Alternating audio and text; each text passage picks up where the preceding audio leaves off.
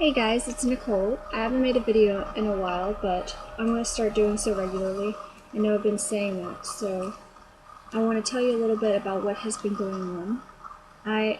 I'm always in a transition phase, as most humans are, but for me change has been very slow and difficult, or rather, slow because it's difficult. These are major life changes that will take time, and I wanted to make it happen more rapidly, and as a result, I had health problems, stress. I just, if anything, hurt myself in the process, and now I'm snotty. And I experienced adrenal fatigue because I realized I was drinking much more coffee than before, and I just felt stressed all the time, just sitting in a vehicle when I would normally be looking out at nature. I was completely stressed out, and so I realized something isn't right. Something's not balanced. So I decided to look up the effect of caffeine on the body, especially coffee, and I found something surprising. Like, I knew that there were health benefits and detriments to coffee, and I just thought, well, if I just have a little bit occasionally, it shouldn't be a problem. But I honestly think that the detriments outweigh the benefits. For instance, coffee can cause adrenal fatigue, so go figure. I had trouble sleeping. Not only did I have insomnia, but the quality of sleep has diminished. I could only poop when I had coffee. I couldn't poop otherwise. Before that, I had gone without coffee for a little bit and I couldn't poop. It was like I was completely constipated, and I didn't understand why. At that time, I just started a vegan diet, and I was eating a lot of starch. A lot of starch and a lot of meatless meats. And so I was clogged. I couldn't poop. So this time around, when I decided to get rid of coffee, I began to have more fiber, and sure enough, I'm able to go more regularly without coffee. And before it was like this urgency, like, oh my god, I must go now and explode. Or like poop a little bit and or whatever, and have like a lot of pain that goes with that and discomfort. But I'm not experiencing that. It's been a few days. I am still detoxing. I don't have headaches. I don't feel as agitated. I'm more balanced and focused. Believe it or not, I am more focused. And I have been resorting to drinking chamomile tea and even sometimes taking like things like ZQuil to help me sleep. And now I'm finding that I'm using them much less often. Like last night, I was like, whoa, I didn't have my tea yet. I can't go to sleep yet. And then I remembered I'm actually tired. I actually listened to my body and was like, I'm actually tired at the time I should be. What? So I took advantage of that and went to sleep. So what I've been doing, I've been using these little jars. These normally hold salsa, but I've been using them for my tea. This right here is green tea, but I also drink black tea.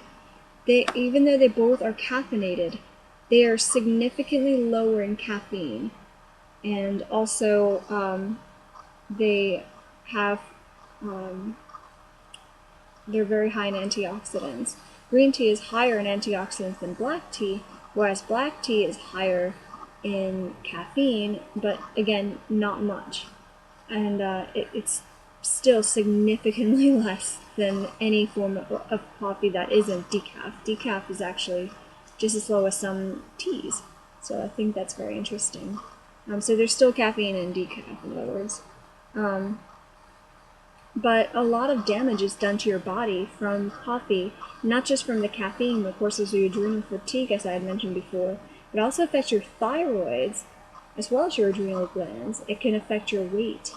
It can affect your energy. It can affect your mood, make you more easily irritable. It can affect PMS and make your symptoms significantly worse. It can also rob your body of vital nutrients and actually prevent the absorption of B vitamins and iron. So that surprised the hell out of me. And what I'm finding is that I actually enjoy tea more than coffee. Like coffee, sometimes I would have to force it down because I preferred it black, just because I didn't want to add anything to it that wasn't necessary. You know, I didn't want to drink almond milk with my coffee. To me, it's kind of gross, and I don't want dairy. And the creamers on the market just aren't safe, and a lot of them are dairy, and the ones that are dairy free aren't very good for you. Coconut milk to me makes it taste weird too. I would just drink it black, and so it would just hit me, and I was in fight or flight all the time, and I'm still recovering from that. So I've been reading a book. It's a free book on Amazon about meditating throughout the day, active meditation. I don't remember what it's called, but it is on Amazon. Highly recommend it. So far, it's really good. It gives you multiple scenarios that you would be in a panic mode, or that you are normally zoned out and just like tunnel vision and not realizing what's going on around you. And it teaches you to be more mindful. So I'm trying to practice that. I say trying because I haven't been successful in all cases yet, but I'm getting there. And I mean, health is a learning process, and I want to be able to be healthy without such high amounts of caffeine. So with coffee, it's not just sustainable for your health. You know, I've mentioned all the health benefits of switching to green tea, but also green tea is actually more affordable. Like even matcha green tea, which has like this huge backing. If you go to any Vietnamese, Asian market, or international market, you'll find better prices than say at Whole Foods. Like everything is more expensive at Whole Foods, but if you go to an Asian market, you can get a really good deal there. And if you can't get matcha powder, all it is whole green tea leaves that haven't been through some sort of process, and so they're just like ground up whole, and so you can use it in everything. You're actually ingesting the leaf as opposed to the stuff leaving the leaf, you know, like this. You know, the water is capturing not the leaf, but the health benefits within the leaves, like leaf juice.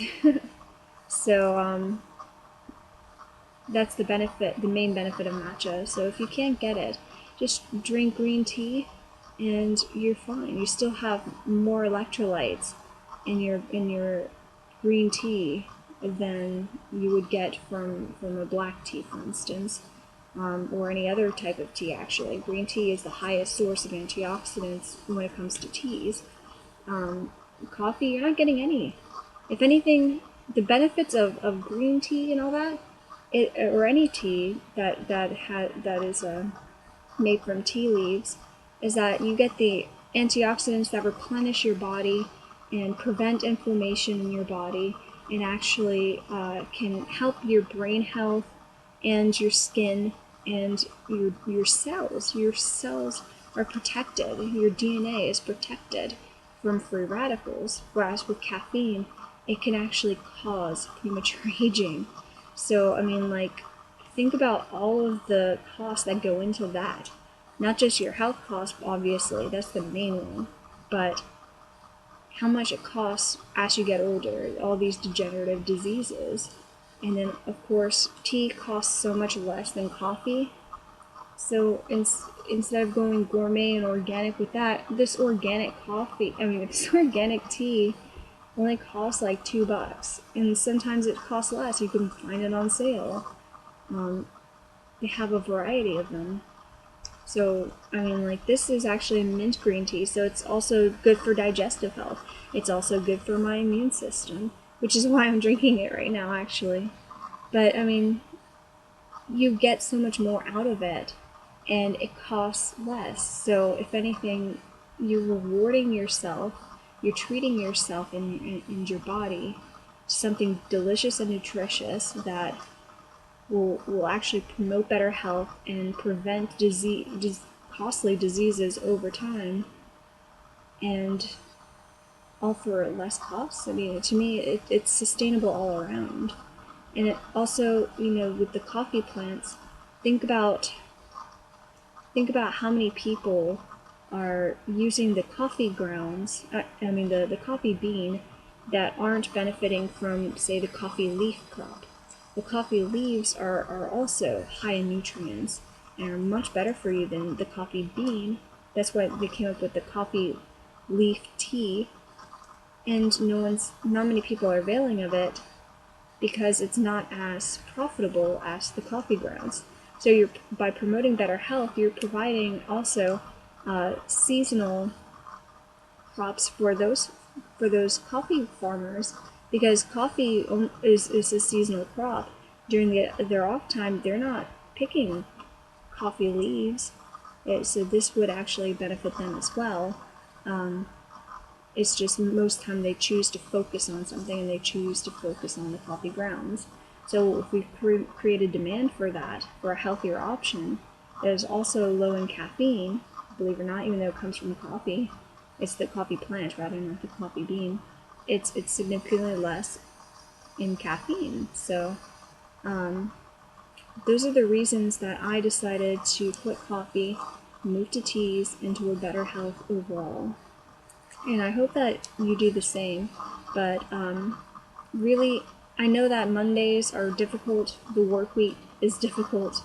Like right now I have to write 3 articles for the Alternative Daily today, and I wasn't in the best of moods when I woke up. Oh my god, I don't want to do this, I just want to go back to sleep.